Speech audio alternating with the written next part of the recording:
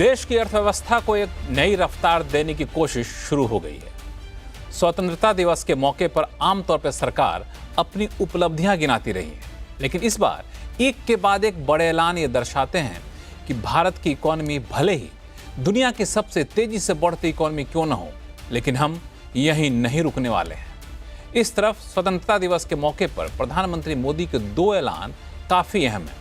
पहला कि जीएसटी में बड़े बदलाव, ये एक ऐसी जादू की छड़ी है जो काम कर गई तो अर्थव्यवस्था की आज की जो सबसे बड़ी चुनौती है डिमांड की कमी, उसे दूर कर देगी। और दूसरा स्वदेशी अपनाओ, ये अपने आप में कई मर्ज की इकलौती दवा है। इस बीच S&P ने भारत की रेटिंग अपग्रेड कर दुनिया को सकारात्मक संदेश दे दिया है, लेकिन सारी तस्वीर इतनी साफ नहीं है। दूसरी तरफ चुनौती यह है कि अंतर्राष्ट्रीय हालात अब भी डावाडोल है, जिस पर हमारा तो कोई काबू है नहीं, लेकिन इससे हम अछूते भी नहीं रह सकते। ऐसे में नेक्स्ट जनरेशन रिफॉर्म से अर्थव्यवस्था को एक नई ऊंचाई तक पहुंचाना कितना आसान होगा। आज आवाज अड्डा में करेंगे इन्हीं मुद्दों पर चर्चा। नमस्कार, मैं हूं लक्ष्मण राय और चर्चा में शामिल होने वाले अपने खास मेहमानों से आपका परिचय करा दूं। डेलॉयट इंडिया के पार्टनर हैं MS मणि साहब, जो कि सरकार के खजाने का बड़ा हिसाब किताब रखते हैं, कितना टैक्स कलेक्शन आया, कितना गया। जीएसटी पे खासतौर से इनकी पैनी नज़र रहती है और चूँकि जीएसटी PM के ऐलान का एक बड़ा हिस्सा था। दूसरी तरफ वरिष्ठ पत्रकार अनिल पद्मनाभन सर हैं, जो लंबे समय से आर्थिक पत्रकारिता को देखे हुए हैं, अर्थव्यवस्था पे नज़र रखते हैं। इंडस्ट्री और एक्सपर्ट हमारे साथ हैं सुनील सुब्रमण्यम साहब, जो कि इकॉनमी और निवेशकों के बीच में गहरी पैठ रखते हैं, और इकोनॉमिस्ट मिताली नुक्योरो हमारे साथ जुड़ेंगे कुछ ही देर में। तो आप सभी मेहमानों का बहुत बहुत स्वागत है। शुरुआत मैं MS मणि साहब आपसे ही करना चाहूँगा। आपसे करने के पीछे खास मकसद ये है कि प्रधानमंत्री ने जो सारे ऐलान किए, सबसे बड़ी हेडलाइन मैंने देखा कि GST रही, और GST में वो सारे ऐलान कर दिए गए जिसकी मांग कई प्लेटफॉर्म पर आपने भी की थी। तो मैं उस ऐलानों की बारीकियों पे नहीं जाऊंगा, मैं सिर्फ आपसे इतना समझूंगा कि इन ऐलानों की वजह से ज़मीन पर डिमांड बढ़ेगा, इकॉनमी को रफ्तार मिलेगी, ये सब सोचना कितना सही होगा? लक्ष्मण जी, सबसे पहली बात यह है कि प्रधानमंत्री ने इंडिपेंडेंस डे का फोरम चुना जीएसटी के बारे में ऐलान करने के लिए। मेरे हिसाब से वो खुद ही बहुत रिमार्केबल है, क्योंकि इसके पहले तो मैंने भी कभी भी इंडिपेंडेंस डे के फोरम में या रिपब्लिक डे के फोरम में जो स्पीचेस होती हैं, कहीं पर भी वहां पर कोई टैक्स रिफॉर्म का जिक्र तो मैंने कभी देखा नहीं है और मुझे याद भी नहीं आ रहा है। तो उन्होंने ये ऐलान उस मौके पर किया, ये इंडिकेट करता है कि ये जो ऐलान है ये कितनी खास है और कितनी अहम है पूरे इकोनॉमी के लिए और देश के लिए। वजह बहुत सिंपल है, जीएसटी जो है वो ऐसी टैक्स है जो हर आइटम के प्राइस में एम्बेडेड रहती है। हर पदार्थ जो हम लें, वो चाहे गाड़ी लें कि हम टूथपेस्ट लें कि एडिबल ऑयल लें, हर चीज के प्राइस में जीएसटी शामिल है। तो जब कंज्यूमर्स की बात आती है, उनको जीएसटी कितना है एक प्रोडक्ट में और वो प्रोडक्ट का कॉस्ट कितना है, उन दोनों के बीच में वो डिस्टिंग्विश नहीं कर पाते हैं, क्योंकि सारे प्रोडक्ट जो बिकते हैं वो इंक्लूसिव ऑफ टैक्सेस बिकते हैं। इस स्थिति में अगर प्रेजेंट मौजूदा हालात में, जहां पर इन्फ्लेशन ऑलरेडी अंडर कंट्रोल है, हमारे पास इन्फ्लेशन की डिफिकल्टी नहीं है दूसरे कंट्रीज के जैसे, हमारी बैलेंस ऑफ पेमेंट्स काफी अच्छी है, पिछले 3 महीने से खास करके एक्सपोर्ट ग्रोथ भी काफी है, उस मौके पर अगर हम ये कह रहे हैं कि हम जीएसटी के रेट्स में कटौती करेंगे और खास करके 12%, जबकि बहुत कुछ कहा गया है 28% से 18% तक, मैं समझता हूं कि 12% से जो 5% की जो मूवमेंट रहेगी वो बहुत ही सिग्निफिकेंट रहेगी डिमांड के हिसाब से, क्योंकि इसमें रोजमर्रा जिंदगी की चीजें हैं, इसमें मिडिल क्लास और कॉमन मैन की वस्तुएं हैं, इसमें सारे फूड प्रोडक्ट्स हैं, सारे सामान्य चीजें हैं, जैसे सारी दवाइयां हैं। तो जब सारे आइटम्स 12% से 5% पे आ जाते हैं, तो इसका जो असर पड़ेगा डिमांड जनरेशन के ऊपर वो जबरदस्त रहेगा। इसीलिए मेरे हिसाब से शायद ये प्राइम मिनिस्टर ने सेलेक्ट किया था कि इंडिपेंडेंस डे का फोरम है इस किस्म के अनाउंसमेंट करने के लिए। आपको ये भी याद होगा कि जीएसटी का जब इंट्रोडक्शन हुआ था तो पार्लियामेंट के मिडनाइट सेशन में इसका उद्घाटन हुआ था, और ये उसके बाद में सबसे इंपॉर्टेंट डेट रहेगा जीएसटी के लाइफ में। ये सबसे इम्पोर्टेंट डेट रहेगा जीएसटी के लाइफ में। अनिल पद्मनाभन साहब आपके पास आऊँगा और साथ में सुनील सुवर्णम साहब आपके पास भी आऊँगा, लेकिन मैं इकोनॉमिस्ट मिताली निकोरे के पास जाना चाहूँगा यहाँ पे। मिताली, आपको क्या लगता है कि जिस तरीके का जो कह सकते हैं ना कि इस वक्त की सबसे ज़्यादा ज़रूरत थी जो कदम उठाने के लिए अर्थव्यवस्था को अगले लेवल पर ले जाने के लिए, वो कदम 15 अगस्त के भाषण से साफ दिख रहा है? जी, जी, बिल्कुल लक्ष्मण जी, फ़र्स्टली थैंक यू मुझे शो में लेने के लिए, शामिल करने के लिए इस डिस्कशन में। ये एक बहुत ही इम्पोर्टेंट बात है जो जीएसटी की अनाउंसमेंट इंडिपेंडेंस डे के मौके पर करी गई, क्योंकि इससे ये पता चलता है कि प्राइम मिनिस्टर को समझ में आ रहा है, प्राइम मिनिस्टर के ऑफ़िस को समझ में आ रहा है कि काफ़ी सालों से ये डिमांड्स आ रही हैं कि जीएसटी का एक रैशनलाइज़ेशन होने की बहुत ज़रूरत है, बहुत आवश्यकता है। आज इकोनॉमी को एक नई इंजेक्शन की ज़रूरत है, क्योंकि अगर हमारे ऊपर ट्रम्प टैरिफ्स लगे और उसका ट्रेड शॉक आया, तो हमें अपनी डोमेस्टिक इकोनॉमी में भी सेल्स बढ़ाने की बहुत ज़रूरत पड़ेगी। और इस मामले में अगर हमारा जीएसटी का रेट रिडक्शन होता है, तो ऑफ कोर्स ये कंज्यूमर को तो बेनिफिट करेगा ही, लेकिन मेरे हिसाब से ये बी टू बी सेल्स यानी बिज़नेस टू बिज़नेस सेल्स में एक बहुत बड़ा कंट्रीब्यूटर रहेगा, क्योंकि जब हम जैसे फॉर एग्जांपल हम तो जाके कंज्यूमर फेसिंग गुड्स खरीदते हैं, जैसे तेल हो गया, जैसे पानी हो गया, जैसे दूध हो गया, उस पे हम 5% का जीएसटी देते हैं। लेकिन जब आप बी टू बी सेल्स करते हैं, तो जैसे अगर आपको सीमेंट खरीदना है या फिर आपको लॉजिस्टिक्स सर्विसेज लेनी है या फिर आपको कोई भी पदार्थ अपने रियल एस्टेट के कंस्ट्रक्शन के लिए खरीदना है, उसके ऊपर भी आप जीएसटी दे रहे हैं और उसमें एक कैस्केडिंग इफेक्ट हो जाता है जीएसटी का।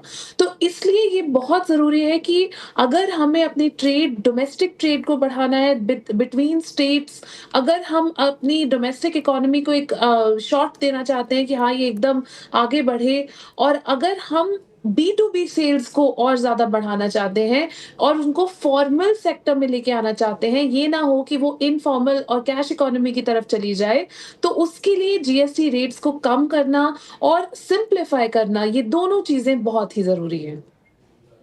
ये दोनों चीज़ें बहुत ही ज़रूरी थी। सिर्फ रेट ही कम नहीं किया करने की बात की गई, इसको सिंप्लीफाई करने की भी बात की गई। सुनील सुवर्णम साहब, अलग अलग कंपनियों के रिजल्ट को भी आप काफ़ी बारीक से देखते रहे हैं। अभी हाल में कंपनियों के रिजल्ट भी सीजन भी ख़त्म हुआ, तो पहले बात हो रही थी कि रूरल डिमांड अच्छी है, अर्बन डिमांड बहुत अच्छी नहीं है।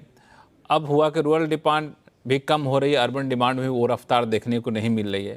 तो ये जो डिमांड वाला सारा लोचा था, वो अब जीएसटी रेट कट करने के बाद ख़त्म हो जाएगा, माना जाए?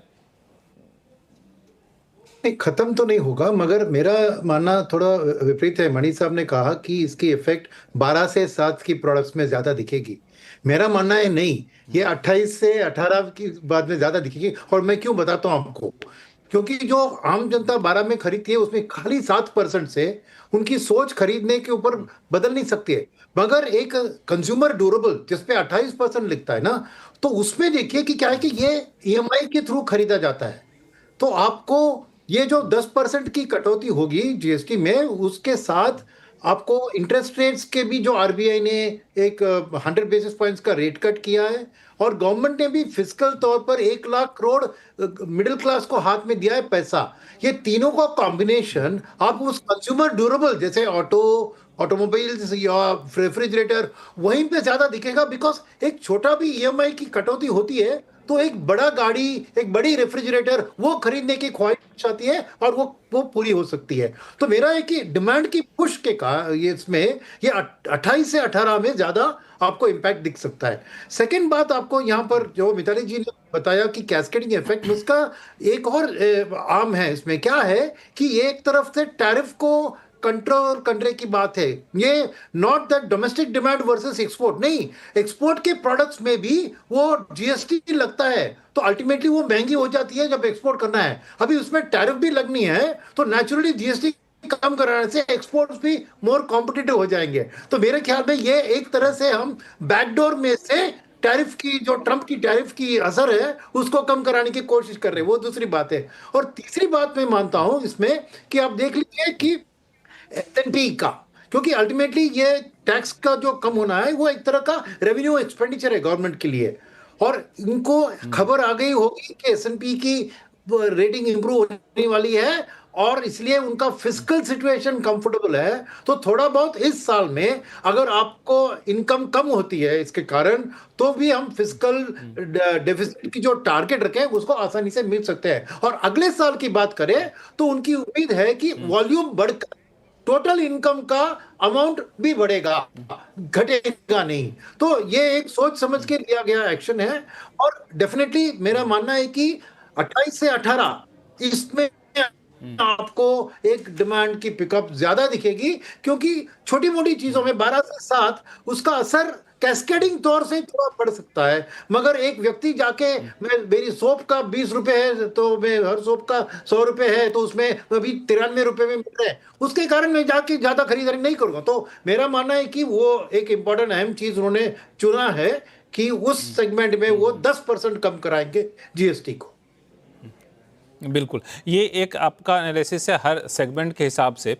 लेकिन मोटा मोटी अनिल पद्मनाभन सर कि इकॉनमी की जो कह सकते हैं नीड ऑफ द आवर जो था कि अब यहाँ से हमें आगे बढ़ने के लिए इतना तो करना ही पड़ेगा, क्योंकि इंडियन इकॉनमी के बारे में कहा जाता है कि यार कुछ ना भी करे तो भी 6% प्लस का ग्रोथ तो यहाँ पे देखने को मिल ही जाता है।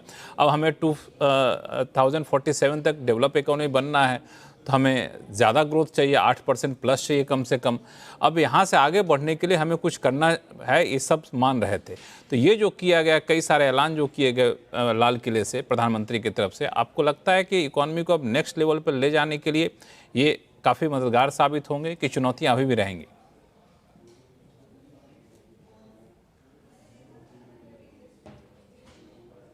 सर आप म्यूट पे हैं, अनिल पद्मनाभन सर आप म्यूट पे हैं। अच्छा, मदद करेगा या नहीं ये तो लक्ष्मण जी आगे जाके हमें पता चलेगा। लेकिन अभी जो इसका जो महत्व है, ये बाकी जो स्पीकर्स ने दोहराया, रेट्स का तो एक इम्पैक्ट होगा ही होगा। लेकिन जीएसटी आप भी खूब समझते हो, ये जिस तरीके से पिछले 8 साल में इसका जो एक आर्किटेक्चर में जो खामियां दिखी हमें, मतलब प्रोसेसेस में, ये टैक्स ऑफिशियल्स का ओवररीच में, और आप वो पॉपकॉर्न का विवाद तो जानते ही हैं कि मतलब पॉपकॉर्न फ्लेवर होगा तो अलग रेट होगा, तो ये सब समस्याएं भी हैं। तो उम्मीद है कि ये जब रेट्स काटने का ही नहीं बट बाकी जो रेट, ये जो प्रोसेसेस है और जो खास करके जो मध्यम वर्ग के जो कंपनीज हैं वो तो जूझ रहे हैं ये रेगुलेशन के बोझ से। मेरा मानना है कि प्रधानमंत्री ने इसका उदाहरण इसलिए दिया, एक कॉन्टेक्स्ट में दिया। आप एक पीछे हट के देखेंगे तो आप देखेंगे उनके जो भाषण था, मतलब हर साल वो एक थीम पकड़ते हैं।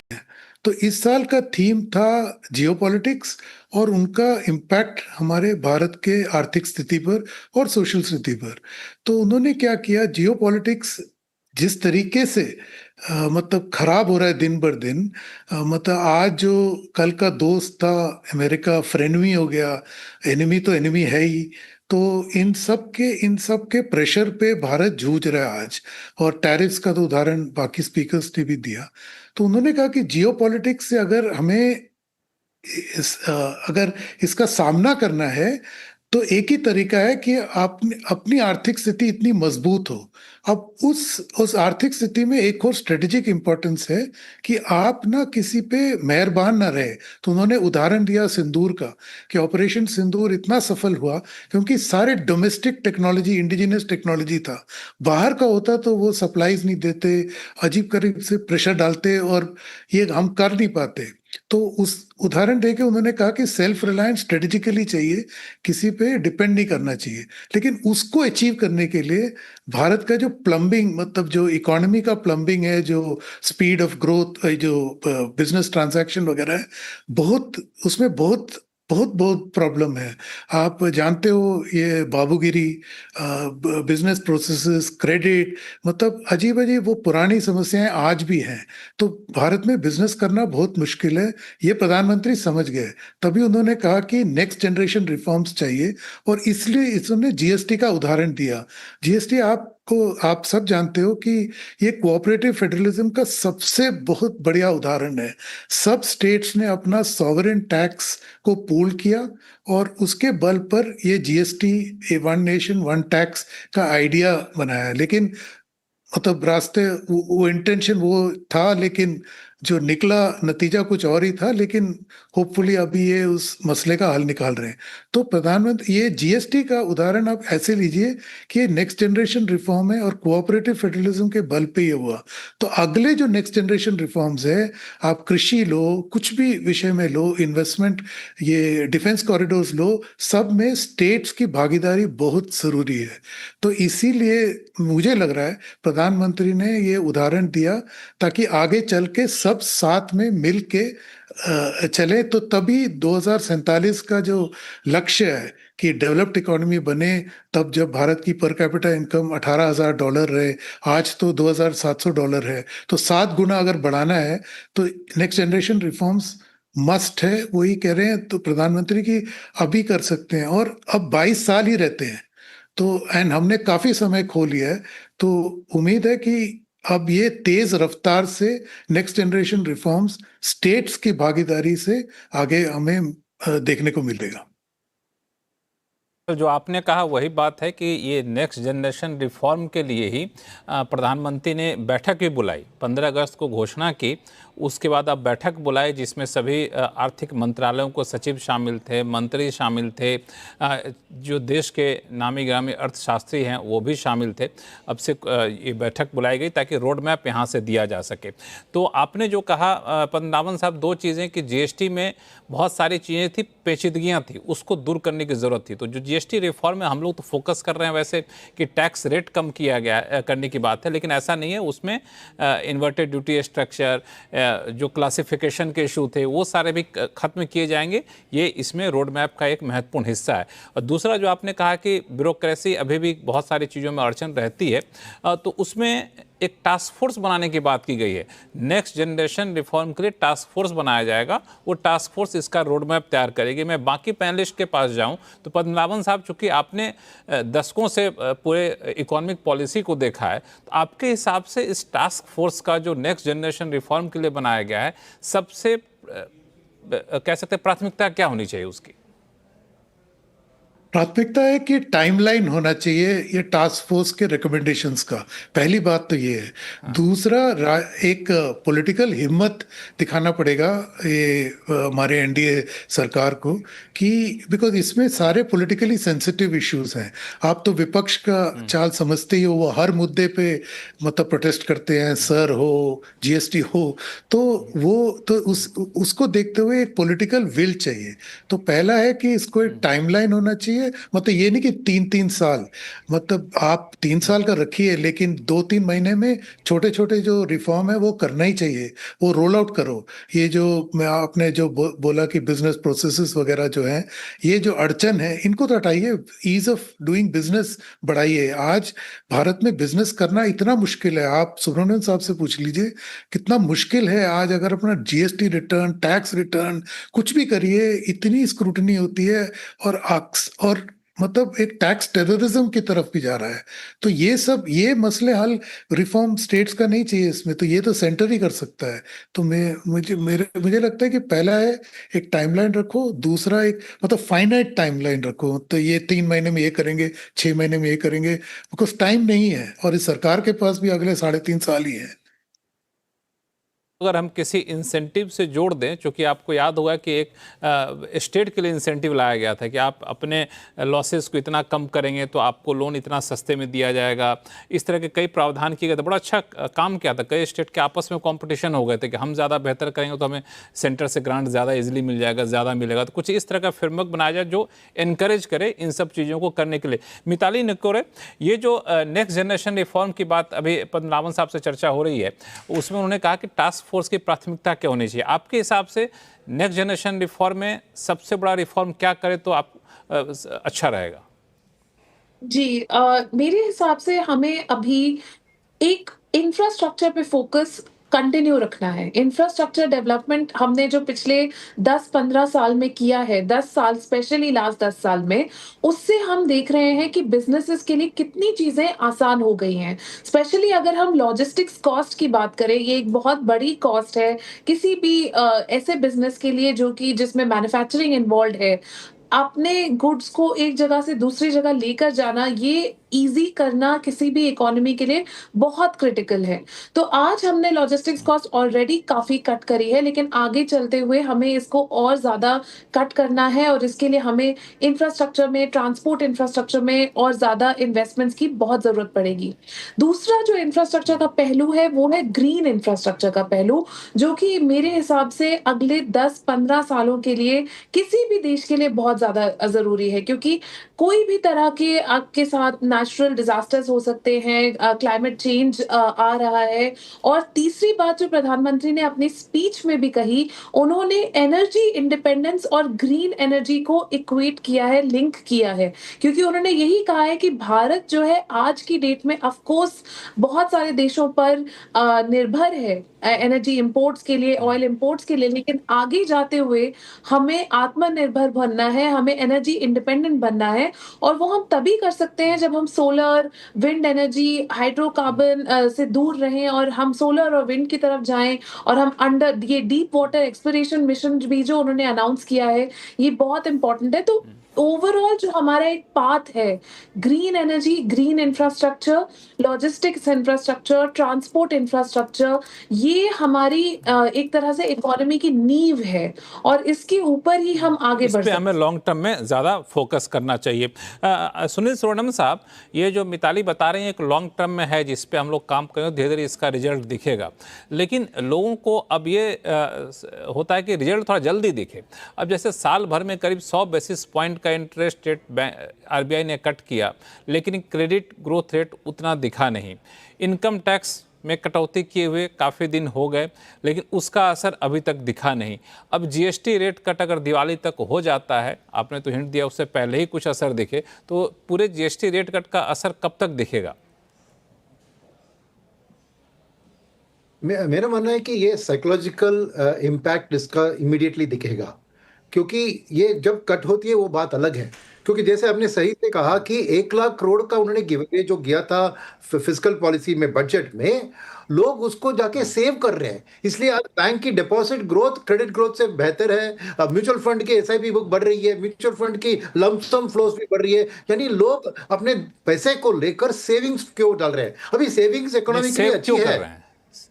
नहीं, मैं पूछ रहा हूँ लोग सेव क्यों कर रहे हैं? लोग सेविंग क्यों कर रहे हैं? लोगों को एक अनिश्चितता दिख रही है, लोगों को लगता है कि पता नहीं आगे चल के हमारी आमदनी कितनी रहेगी, ग्रोथ हुआ कि नहीं हुआ, क्या ये एक वजह है सेविंग करने के लिए? तब तो और खतरनाक वो नहीं, वो हो सकता है, मगर दूसरी बात है कि उनको खर्चा करने का मन नहीं है। वो इसलिए सेव कर रहे हैं कि खर्चा नहीं करने का मन नहीं है। तो खर्चा करने का मन जब होगा, जब मेरी फ्यूचर मुझे अच्छी दिखी। तो साइकोलॉजिकली ये कट यही है मैं कहना जो चाह रहा हूँ। टिल्ट क्या करनी। और सेकंड चीज जो इसमें है, अहम चीज मैं बता रहा हूँ कि ये क्यों किया गवर्नमेंट ने, ये भी आपको समझने की जरूरत है इसमें। क्योंकि अल्टीमेटली देश में सबसे बड़ी मुसीबत क्या है पता है आपको? एक है जॉब क्रिएशन और दूसरी है कैपिटल एक्सपेंडिचर का। प्राइवेट सेक्टर से कुछ काम नहीं हो रहा है।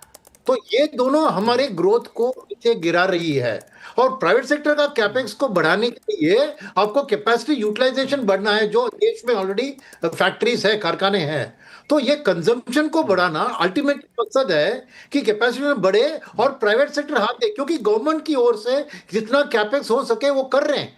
इससे ज्यादा और कैपेक्स को बढ़ा नहीं सकते। और ये प्राइवेट सेक्टर का कैपेसिटी क्रिएशन ही आपको मल्टीप्लायर इफेक्ट देगा जॉब क्रिएशन में। तो इसीलिए अल्टीमेटली जब जॉब क्रिएशन होगी ना, तभी लोगों को एक फ्यूचर में एक भरोसा आएगा, क्योंकि मेरे भाई को नौकरी मिल रही है, मेरे दोस्त को मिल रही है कि नहीं, इस चीज से मेरी आज की खर्चा का डिसीजन मैं लेता हूं। तो क्योंकि नौकरियों की सीन उतनी अच्छी नहीं है आज एम्प्लॉयमेंट की, वो होगा जब प्राइवेट कैपेक्स बढ़ेगी। तो इसीलिए ये एक लॉन्ग टर्म तौर पर रख के इन्होंने ये डिसीजन लिया है। और इसकी स्ट्रेंथ कहां से आई पता है? आज क्योंकि फाइनली ग्रुप ऑफ मिनिस्टर्स में जाके अप्रूव होना है। आज बीजेपी के साथ आप खाली पंजाब, जेएनके, झारखंड, वेस्ट बंगाल और साउदर्न स्टेट्स को छोड़िए, बाकी सब स्टेट्स आज बीजेपी के हाथ में है या उसके पार्टनर के हाथ में है, इवन आंध्रा। तो इसीलिए आज शायद इसको इम्प्लीमेंट करना भी आसान होगा, क्योंकि बहुमत है उनको ज्यादातर स्टेट्स में, राज्य में। तो मेरा मानना है कि ये उन्होंने एक लॉन्ग टर्म तौर पर सोच के लोगों की एक खर्चा करने की मन को बदलने की कोशिश की है। वो साइकोलॉजिकल इम्पैक्ट हमें भूलना नहीं चाहिए, और वो पहले ही आ सकती है, बिफोर द रिफॉर्म। नहीं, वही मैं जानना चाहता हूँ, वो साइकोलॉजिकल इम्पैक्ट कैसे आएगी? एक तरफ एफडीआई जिस रफ्तार से आ रही थी वो नहीं आ रहा है। ट्रम्प साहब कह रहे हैं कि भाई वहाँ जाके फैक्ट्री लगाओगे तो तुम्हारी बाँ यहाँ मरोड़ लूँगा मैं, तो लोग यहाँ के बजाय वहाँ लगाने जाएंगे। सबसे बड़ा एक डिमांड क्रिएटर जो इंडस्ट्री थी, आईटी इंडस्ट्री, वहाँ की हालात आपसे बेहतर कौन जानता है। तो वो खर्चा करने का कॉन्फिडेंस कैसे आएगा? सबसे मेन तो मुद्दा वहीं पे है। खर्चा करेंगे, डिमांड बढ़ेगा तो अपने आप लोग कैपेसिटी एक्सपेंशन करेंगे। सीधे कैपेसिटी एक्सपेंशन तो करने से रहे जो अभी हालात दिख रहा है। क्या आपको लगता है करेंगे वो, सुनील जी? नहीं, मुझे लगता है कि ये मुश्किल काम है, इसके लिए उन्होंने एक कदम उठाया है। अब हमारे भारतीय जनता को उसको हाथ देना चाहिए और अपने खर्चे को आगे लेके आना चाहिए। पोस्टपोन ना करे, अपनी बड़ी गाड़ी खरीदना है, बड़े घर खरीदना है, उसको पोस्टपोन ना करे, उम्मीद लेके करे। पोस्टपोन ना करे। मैं इसी पे आ रहा हूँ। मैं इसी पे आ रहा हूँ कि अभी से लेके 2 क्वार्टर तक तो लोग पोस्टपोन ना कर दे। वही में होप है। इसलिए प्रधानमंत्री ने स्वतंत्रता दिवस के एक माहौल में इसको अनाउंस किया, ताकि इसको मैक्सिमम पब्लिसिटी मिले। और हर अगले मन की बात में भी इसी को दोहराएंगे, देखिए आप, क्योंकि वो अल्टीमेटली एक टिल्ट करने की जरूरत है कि लोग, क्योंकि सेविंग्स में तो दिखता है भरोसा देश के ऊपर, म्यूचुअल फंड में इतना पैसा दे रहे हैं तो ऑब्वियसली देश के ऊपर भरोसा है लोगों को, पर अपने फ्यूचर के ऊपर उतना भरोसा नहीं है जितना देश के ऊपर है। तो इसीलिए इसमें बदलाव लाने के लिए देखिए,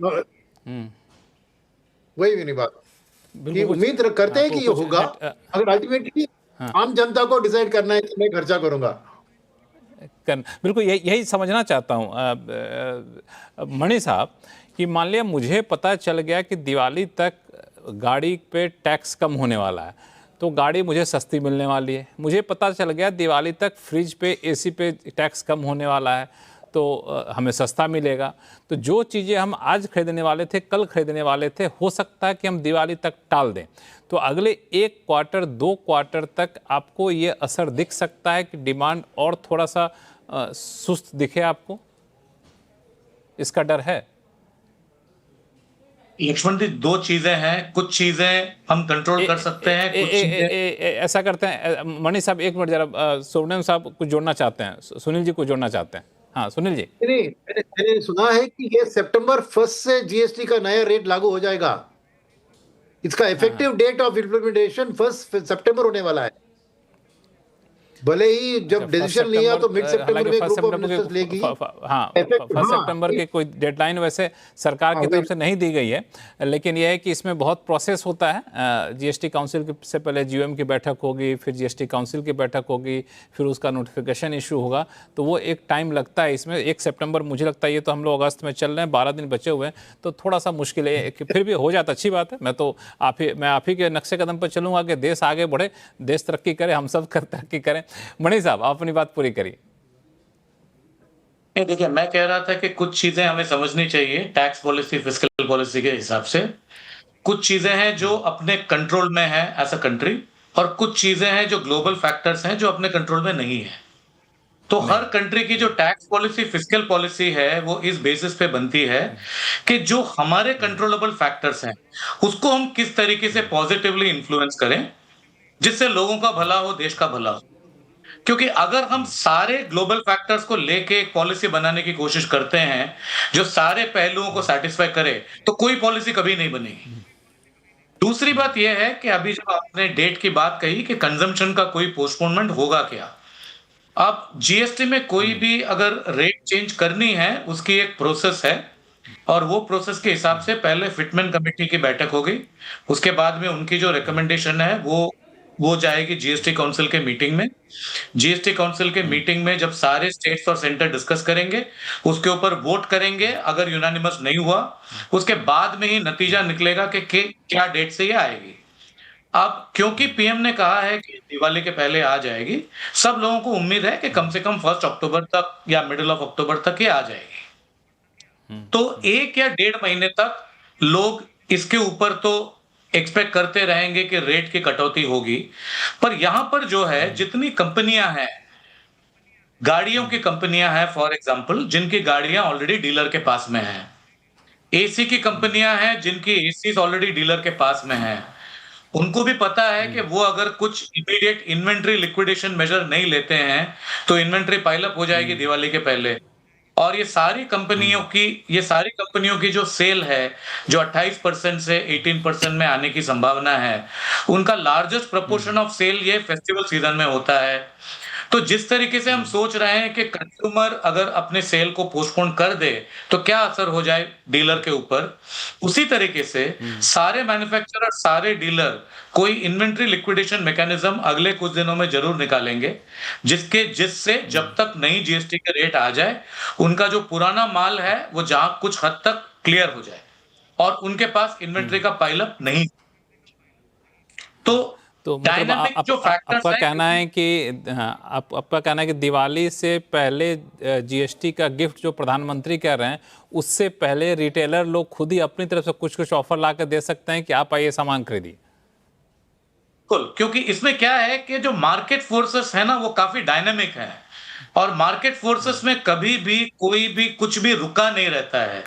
तो सारी जो प्रोडक्ट्स की हम बात कर रहे हैं, चाहे वो व्हाइट गुड्स हो या ऑटोमोबाइल्स हो, इसकी जितनी कंपनियां हैं, उन्होंने सिमिलर सिचुएशंस दूसरे मार्केट में दुनिया भर ऑलरेडी एनकाउंटर कर चुके हैं वो। तो ऐसा नहीं है कि सिर्फ हमारे यहाँ पर डीएसटी के रेट की कटौती हो रही है, टैक्स कट हो रहा है, जो मान लीजिए 2 महीने बाद में होगा।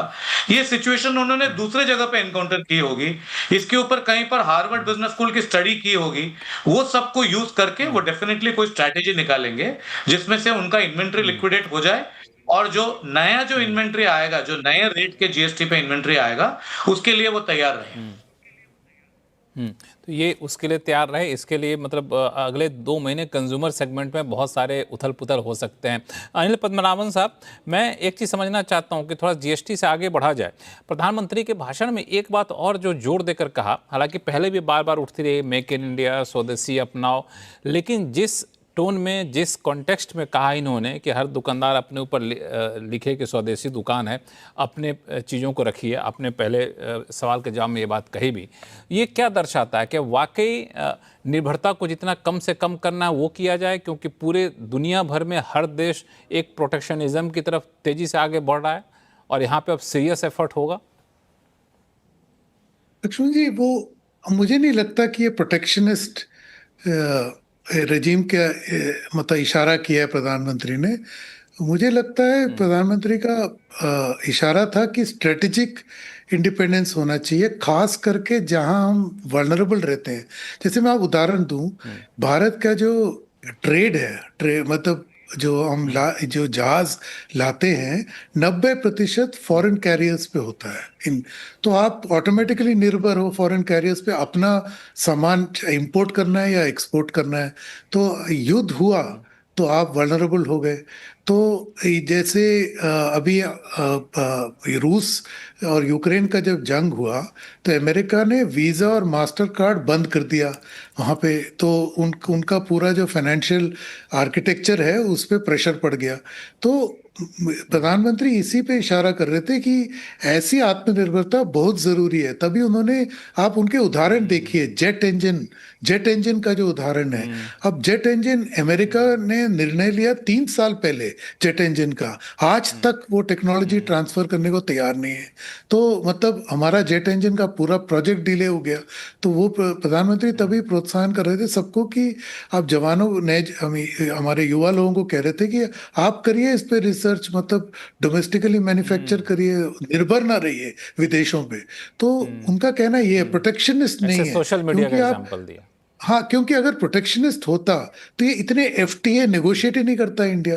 तो आप एफटीए का भी मतलब आर्किटेक्चर देखिए, सब डोमेस्टिक रिफॉर्म की ओर है। मतलब हम हमारी डोमेस्टिक कॉम्पिटिटिवनेस बढ़ाइए और फिर वो एफटीए में एक मौका मिलता है। आप जैसे इंडिया यूएई का जो है उसमें टेक्नोलॉजी ट्रांसफर भी है, इंडिया यूके का जो है टेक्नोलॉजी ट्रांसफर भी है। तो इंडिया को कॉम्पिटिटिव बनाना है, वही वो बार बार दोहरा रहे थे। एंड बिना कॉम्पिटिटिव आप कोई भी जीरो टैरिफ भी हो, आपके एक्सपोर्ट हो ही नहीं सकते।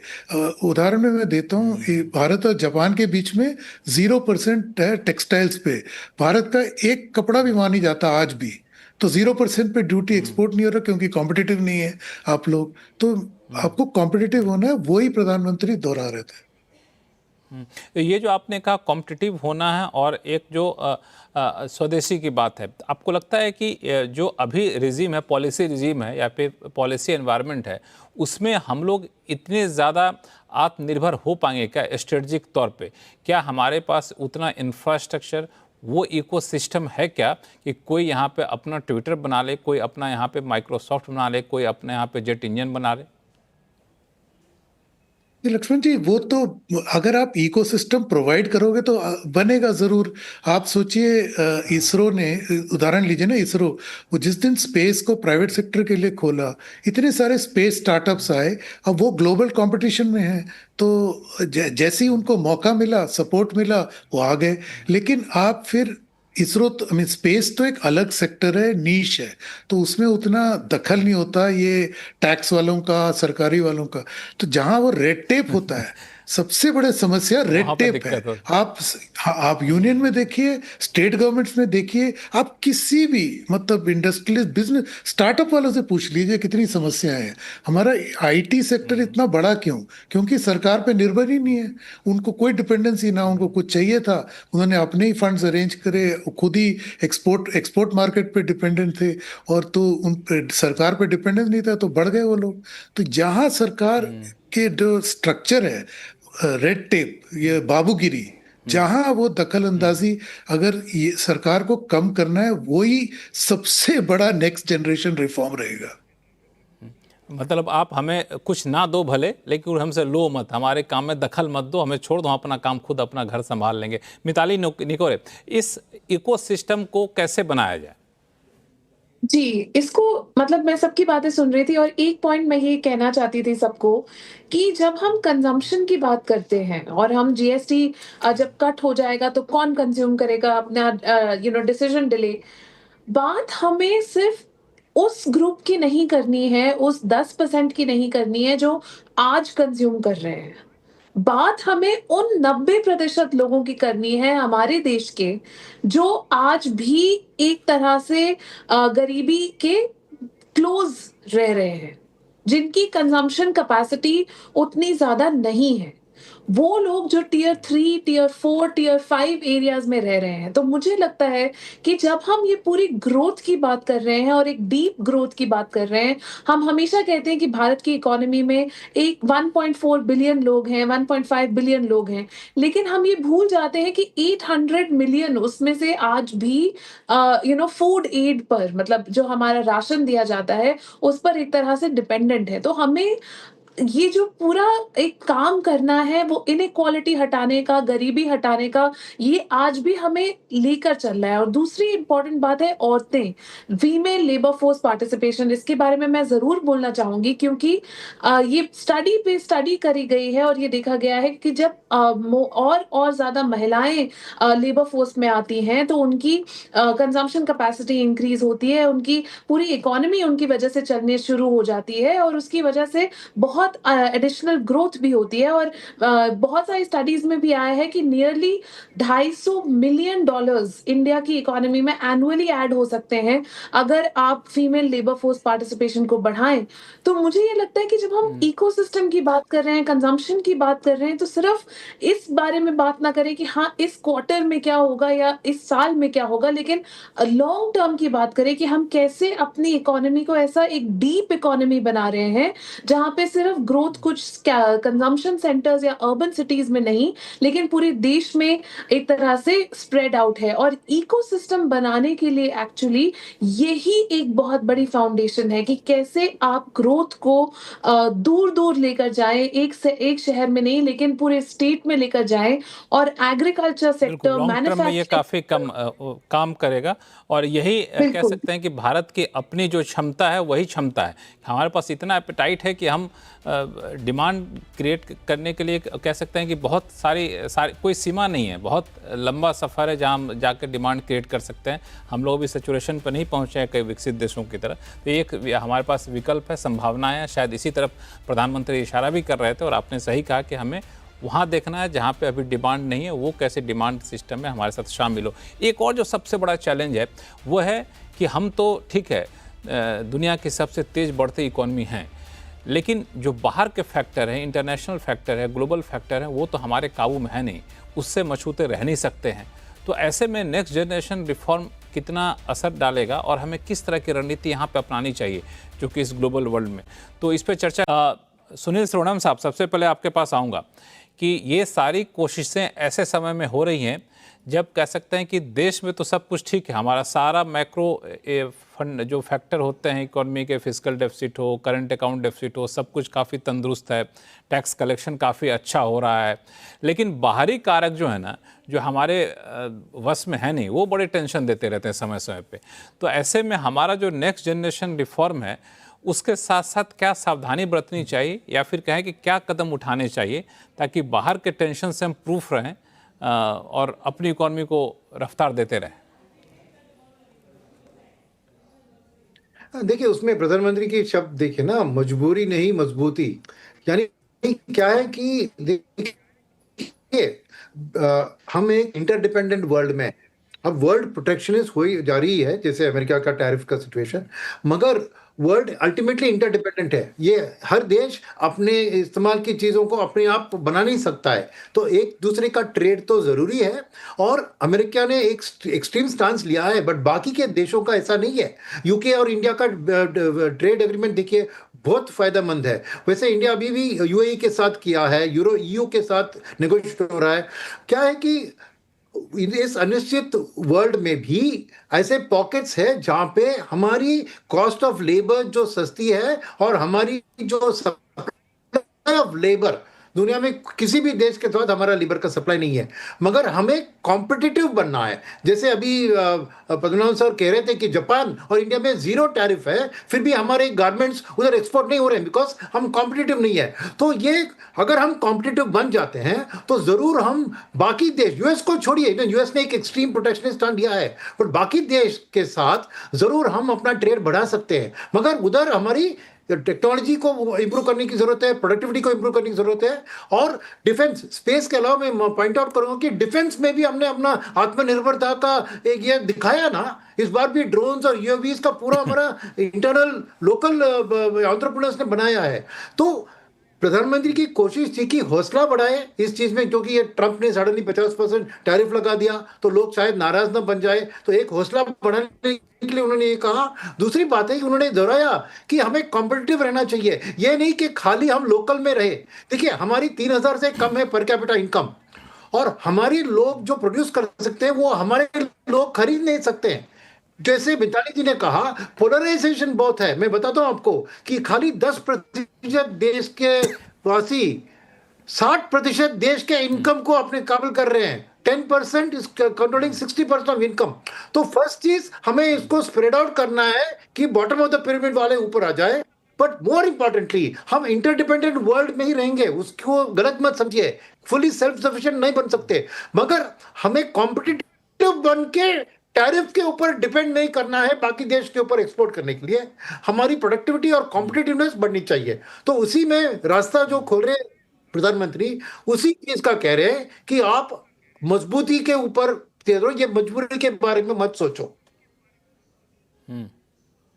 बिल्कुल, ये एक बड़ा पॉइंट जो आपने प्रधानमंत्री के भाषण से निकाला और आपको लगता है कि एक रोड मैप हो सकता है। एमएस मणि साहब, इस बाहरी कारकों से बचने के लिए एक तो तरीका बताया सुनील सुवर्णम साहब ने, लेकिन आपको लगता है कुछ हमें ऐसे भी कदम उठाने पड़ेंगे जिसको लेकर के फ्यूचर में हमें इस तरह के कोई अगर टर्बुलेंस आता है तो उसको झेलने में हम कामयाब हो सकें? एक तो डिफेंस की बात आपने कही, डिफेंस बात निर्भर हो सकता है जैसा सुनील जी ने कहा, वैसे 2-3 सेक्टर की बात अभी चर्चा हो सकी। आपको क्या लगता है, सेक्टर के हिसाब से देखा जाए या फिर पूरा पॉलिसी लेवल पे या फिर ease of doing business level पे कुछ करने की ज़रूरत है? देखिए, अभी जो मौजूदा हालात हैं, उसमें सबसे पहली बात हमें समझनी चाहिए कि ग्लोबल जो ट्रेड चेन्स हैं, ग्लोबल जो वैल्यू चेन्स हैं, वो हमेशा टर्बुलेंट रहेंगी। ऐसी कोई स्थिति नहीं आएगी जहां पर ग्लोबल ट्रेड में टोटल शांति है, सारे कंट्रीज अपने हिसाब से कर रहे हैं और हमारे लिए सब फेवरेबल है। पर अभी थोड़ा-सा ज़्यादा टर्बुलेंस है उसमें। तो इसमें मैं समझता हूँ कि हमें 2 चीज़ करने की ज़रूरत है। पहली बात ये है कि जो हमारे स्ट्रेंथ्स हैं, we should play to our strengths. हमारी सबसे बड़ी स्ट्रेंथ क्या है? हमारी सबसे बड़ी 2 स्ट्रेंथ्स हैं। एक हमारी फेवरेबल डेमोग्राफिक्स हैं और दूसरी सबसे बड़ी स्ट्रेंथ है कि हमारी कंज्यूमिंग जो पॉपुलेशन है, वो बहुत ज़्यादा है। इसलिए हम दूसरे मुल्कों के हिसाब से उतने एक्सपोर्ट डिपेंडेंट नहीं हैं। तो ये स्ट्रेंथ्स को अगर हम अपना स्ट्रेंथ मान के चलें, तो हमें कुछ चीजें करने की जरूरत है। पहली बात यह है कि जो वर्कफोर्स है, उसकी जो स्किलिंग के ऊपर जो इनिशिएटिव्स है, उसके ऊपर फोकस करें। क्योंकि लार्ज पॉपुलेशन रहना या लार्ज एम्प्लॉयबल पॉपुलेशन रहना जरूरी नहीं है, लार्ज स्किल्ड पॉपुलेशन रहना जरूरी है, खास करके आज की तारीख में जहां पर हर क्षेत्र में टेक्नोलॉजी का चर्चा बहुत ज्यादा हो रहा है। दूसरी बात यह है कि जब हम अपने सप्लाई चेन्स इनवर्ड और आउटवर्ड दोनों को जब हम डाइवर्सिफाई करते हैं,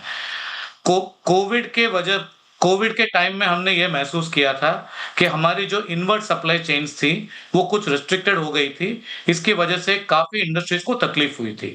अब वो दोबारा आ रही है कुछ प्रोडक्ट्स के क्षेत्र में, जहाँ पर हमारी जो इनवर्ड सप्लाई चेन्स हैं, वो रिस्ट्रिक्टेड हैं, इसलिए वो यूज़र इंडस्ट्रीज़ तकलीफ महसूस कर रहे हैं। सिमिलरली हमारी जो एक्सपोर्ट वैल्यू चेन है, वो भी कुछ कंट्रीज़ तक रिस्ट्रिक्टेड है, कुछ ज्योग्राफीज़ तक रिस्ट्रिक्टेड है। उसको भी डाइवर्सिफाई करने की ज़रूरत है। तो जब हमारी वैल्यू चेन्स हैं, वो इनवर्ड सप्लाई और आउटवर्ड सप्लाई दोनों में ज़्यादातर डाइवर्सिफाइड हैं, हमारी जो हेजिंग रिस्क है, वो कम हो जाएगी। पर मैं ये कहना चाहता हूं कि जितना भी हम करें, ये जितना भी डाइवर्सिफिकेशन ऑफ वैल्यू चेन करें, रिस्क जो है वो तो रहेगी। हमें वो रिस्क को संभालना पड़ेगा और मैनेज करना पड़ेगा जैसे सिचुएशन इवॉल्व होता जाता है। मैनेज करना पड़ेगा, रिस्क तो रहेगा, इसको संभालना पड़ेगा। अनिल पद्मनाभन सर, इस रिस्क को, इस चुनौती को क्या हम किसी तरीके से एक अपॉर्चुनिटी के तौर पर बदल सकते हैं क्या? क्योंकि यूएस एक ऐसा कंट्री बन गया है कि जो लोग उससे जा रहे हैं वो तो मजबूरी में जा रहे हैं उनके पास, और जो चले गए, डील कर भी ली, तो उनको भी कहना है कि मज़ा नहीं आया, और डील हमने किया कुछ और, अनाउंस कर दिया कुछ और। तो खैर उसकी बारीकियों में नहीं जाएंगे, लेकिन इस ग्लोबल टर्बुलेंस का कुछ हम लोग फ़ायदा उठा सकते हैं तो क्या? बिल्कुल लक्ष्मण जी, फायदा तो जरूर उठा सकते हैं, लेकिन मैं मतलब एक स्टक रिकॉर्ड की तरह फिर दोहरा रहा हूँ कि आपके जो बिजनेस प्रोसेसेस हैं, वही मैं नोट्स बना रहा था जो ब्रेक में, तो मैं आपको 2 ही उदाहरण देता हूँ कि आज के जो फैक्ट्री लॉज है हमारे देश में, आज भी मतलब 80 साल होने को आ रहे हैं, लेकिन वो कहते हैं कि अगर आप 300 एम्प्लॉय रखें तो आपको मतलब वो रेगुलेशन इतना ज़्यादा हो जाता है, तो जो हमारे जो उद्योग ये इंडस्ट्रियलिस्ट हैं, वो मतलब उनको 300 एम्प्लॉय करने हैं, तो वो 150 करके करते हैं ताकि वो इस रेगुलेशन के नीचे ना आए। तो इसका नतीजा क्या होता है? हाँ, नहीं, वो स्केल नहीं मिलता उनको। आप अगर एक फैक्ट्री में 300 लोग लगा के काम करोगे तो उसमें ज्यादा स्केल का अपॉर्चुनिटी है, जबकि आप 2 फैक्ट्री में 150 लोग लगा के करोगे। दूसरा है ओवर टाइम क्लेम करने के लिए, अगर किसी एम्प्लॉय को क्लेम करना है, हमारे फैक्ट्री रेगुलेशन के अकॉर्डिंग आपको दुगना उनको पे देना होता है। अब कौन देगा, आप सोच लीजिए। तो ये इनफॉर्मली उनको हायर करते हैं, सस्ते में देते हैं, तो ना वर्कर्स को फायदा हुआ, और अगर आप इनफॉर्मल वर्कर लोगे वो स्किल लेवल पे नहीं मिलेगा, तो कंपनी पे भी नुकसान, वर्कर पे भी नुकसान। तो मैं ये कह रहा हूँ दैट ये सब छोड़िए, बाहर के नो जो जियोपॉलिटिक्स होता रहेगा, जैसे आई थिंक मणि साहब ने, सुनील साहब ने कहा, तो ये तो होता रहेगा, ये आप लेके चलिए। लेकिन आप डोमेस्टिकली क्या कर रहे हो? मतलब 80 साल के बाद, ये तो छोड़िए, अभी तो जैसे मिताली जी ने बोला कि 880 करोड़ लोगों के पास गरीबी से जूझ रहे हैं। क्यों जूझ रहे हैं? आपको आज बेसिक चीज, पानी, बिजली, घर, ये गैस, कुकिंग गैस आज मिल रहा है।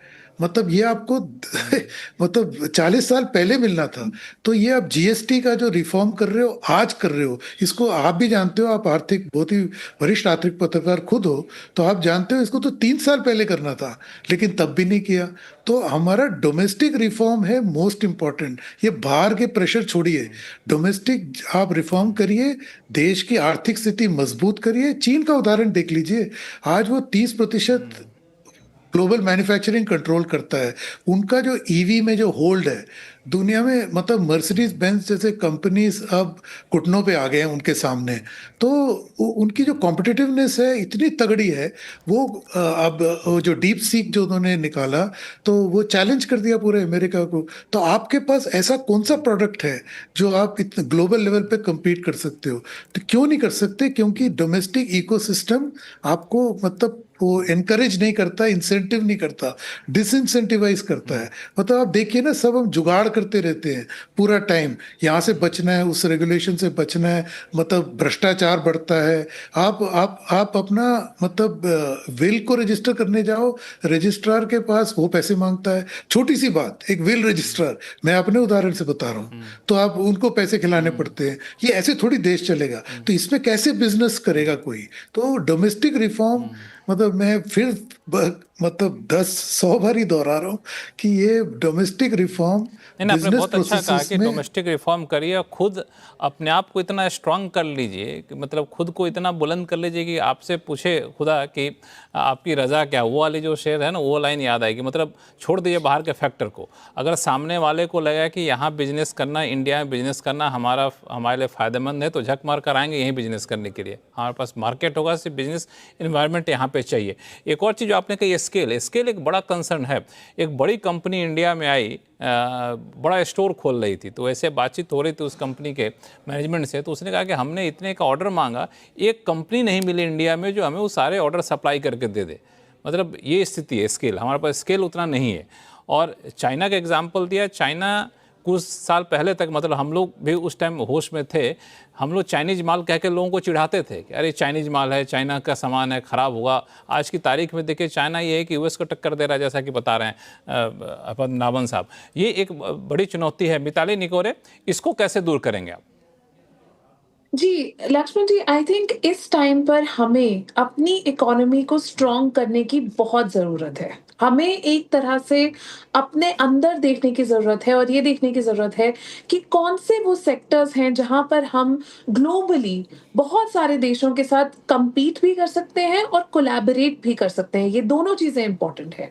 तो चाहे अगर हम आईटी सेक्टर की फॉर एग्ज़ाम्पल बात करें, अब आईटी सेक्टर में इंडिया हमेशा काफ़ी आगे रहा है। हमारी वर्कफ़ोर्स, हमारी टैलेंट वर्कफ़ोर्स को बहुत ज़्यादा एप्रिशिएट किया गया है।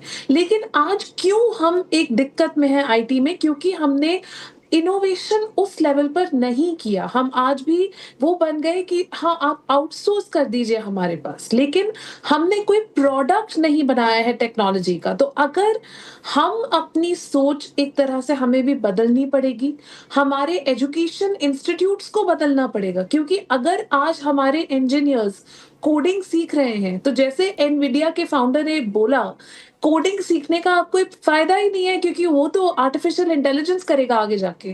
तो हमें जो अपनी सोच है, एक तरह से हमारी पॉलिसी मेकिंग है, उसे 10 साल आगे के बारे में सोच के अपनी एजुकेशन इंस्टीट्यूशंस को वैसे ट्रेन करके और अपने प्राइवेट सेक्टर को लाना पड़ेगा एजुकेशन में। तब हम अपने आप को उतना मजबूत बना सकते हैं कि हम ऐसे प्रोडक्ट्स और सर्विसेज क्रिएट करें जो कि ग्लोबली कंपेटिटिव हों। तो ये कोई आसान बिल्कुल, बात नहीं है, बिल्कुल लेकिन ग्लोबली ज़रूरी है। कॉम्पिटिटिव यहाँ पे होना पड़ेगा। आपने इम्पोर्टेंट बात कही। और यहाँ पे प्रधानमंत्री ने भी जब अर्थशास्त्रियों के साथ बैठक की तो उसमें भी नेक्स्ट जनरेशन रिफॉर्म के लिए जो मंत्र वहाँ पे कह सकते हैं एक तरह दिया कि सारे सेक्टर में ये रिफॉर्म करेंगे और बहुत तेज़ी से करेंगे, जो बात अनिल पद्मनाभन जी भी कर रहे थे, और ईज़ ऑफ डूइंग बिजनेस और ईज़ ऑफ डूइंग लिविंग और प्रॉस्पेरिटी को बढ़ावा देंगे, इस मकसद से पूरा रिफॉर्म किया जाएगा। तो इस बैठक के बाद मान के चलूँ कोई एक नया रोड मैप निकल कर आएगा, कोई नई रणनीति सरकार के निकल कर आएगी। तो जो अभी चुनौतियां हम लोगों ने गिनाई वो चुनौतियां शायद दूर होती दिखे आने वाले दिनों में। तो आप सही मेहमानों का बहुत बहुत धन्यवाद हमारे शो में आने के लिए और अपना कीमती समय निकालने के लिए। तो आवाज़ अड्डा में फिलहाल इतना ही। देखते रहिए CNBC आवाज़। नमस्कार।